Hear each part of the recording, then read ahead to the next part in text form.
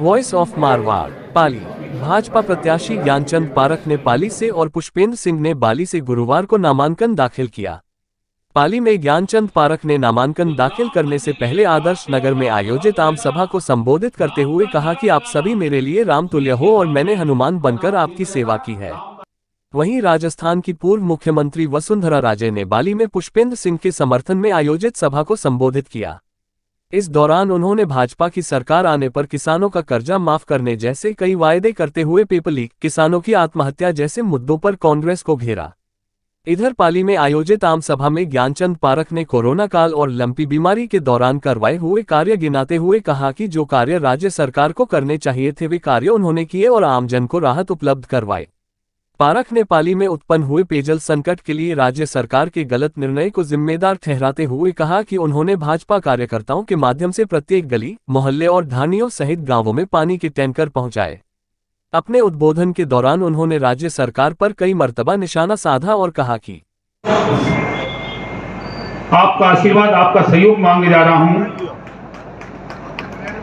और आपको लगता है कि पिछले 5 सालों में मैंने काम भी किए, जहां सेवा की आवश्यकता थी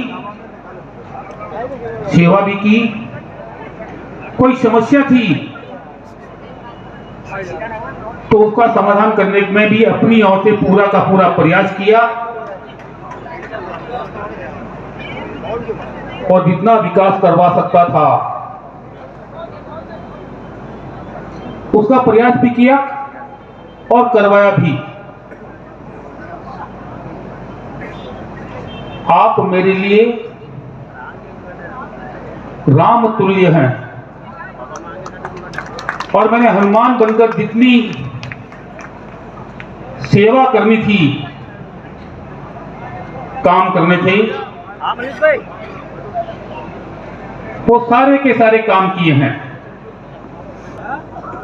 या मेरे परिवार को मेरी जान प्यारी नहीं है, पर आपको राम मानकर कि मेरी राम रूपी जनता की मैं किस प्रकार सेवा करके उनको संकट से उबार सकूं,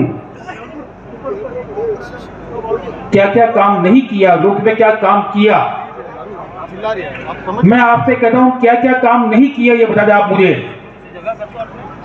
शुरुआत में लॉकडाउन के कारण रोजगार पर संकट पैदा हुआ, घर का राशन खत्म होने के कगार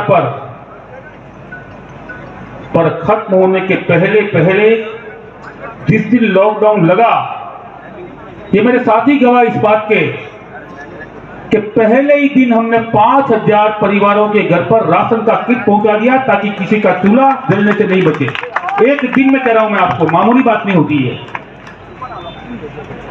और उसके बाद लगातार काम किया, कोई सुविधा नहीं, ट्रेनें बंद, बसें बंद, निजी कार से जाना चाहे तो कारें भी बंद। हमारे यहां बहुत बड़ी संख्या में यूपी, बिहार, उत्तर प्रदेश के लोग काम करते हैं। 37 बसों के माध्यम से जो व्यक्ति अपने घर यूपी, बिहार, बंगाल, उड़ीसा, मध्य प्रदेश जाना चाहता था, हमने उनको पहुंचाने का पूरा बंदोबस्त किया, उनको वहां तक पहुंचाया। दक्षिण भारत में रहते हैं, दक्षिण भारत में वहां भी लॉकडाउन, वहां भी रोजगार बंद।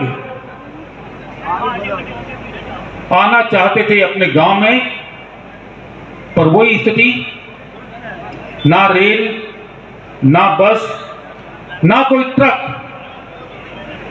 और कई बार तो टीवी में ऐसे दृश्य देखने को मिले कि सीमेंट का मिक्सचर होता है ना, मिक्सचर, उसमें छुपकर भी लोगों ने आने का प्रयास किया, वो पकड़े गए। राजस्थान सरकार की ड्यूटी होती है, उसकी जिम्मेवारी होती है कि वो प्रवासी राजस्थानियों को वहां से निकाले और अपने गांव तक पहुंचाए। आपको खुशी होगी, आपको गर्व होगा, देश का एकमात्र विधायक हूं जिसने माननीय गजेंद्र सिंह जी शेखावत से सहयोग लेकर 3 रेलों के जरिए 5700 प्रवासी मारवाड़ियों को अपने घर तक पहुंचाने का काम हमने किया। 5700 को, मामूली को नहीं। अस्पताल का मौत से दुरुस्त हुआ मरीज जिसको देखने के डॉक्टर कतराते थे, नर्सिंग स्टाफ भी हिम्मत नहीं कर पाता कि उसके करीब जाए। पहले ही दिन से सरकार के नियम, सरकार के कायदे तोड़कर कि मेरे साथी खड़े हैं, मेरे साथी भर्ती है, मेरे राम भर्ती है, मैं चुप कैसे बैठ जाऊं?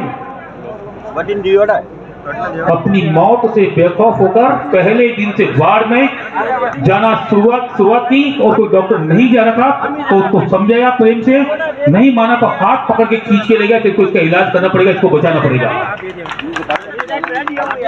उसे समाचार आए कि नियम बने हुए, प्रोटोकॉल आप जा नहीं सकते।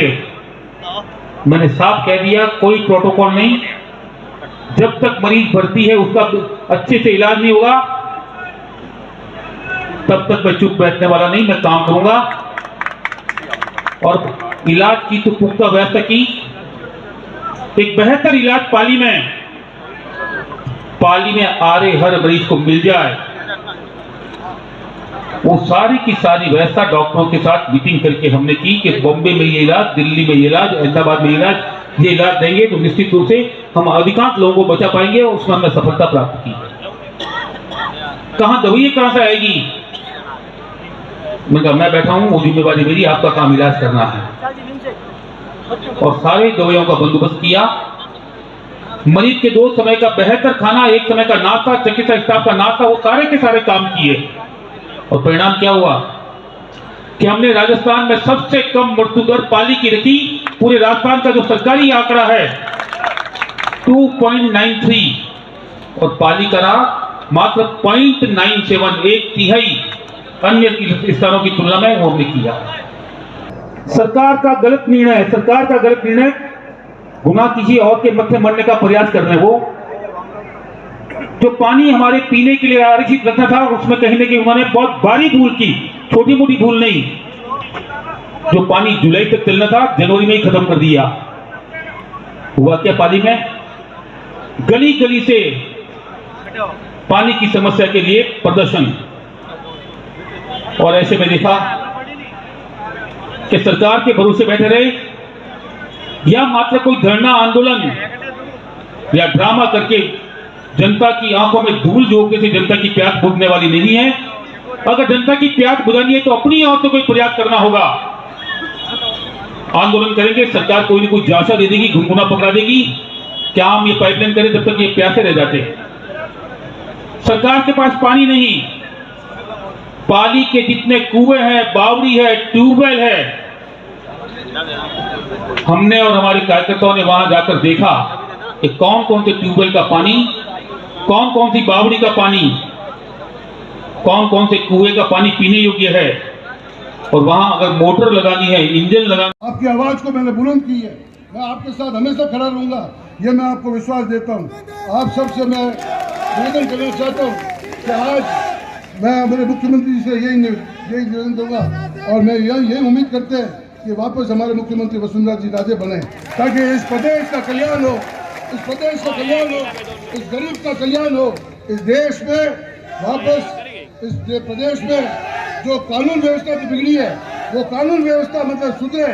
इस आम आदमी परेशान है, हमारी माताओं बहनों के साथ जो अत्याचार हुआ है वो अत्याचार मतलब नहीं हो, इस गुंडों को मतलब विराम लगाया जाए।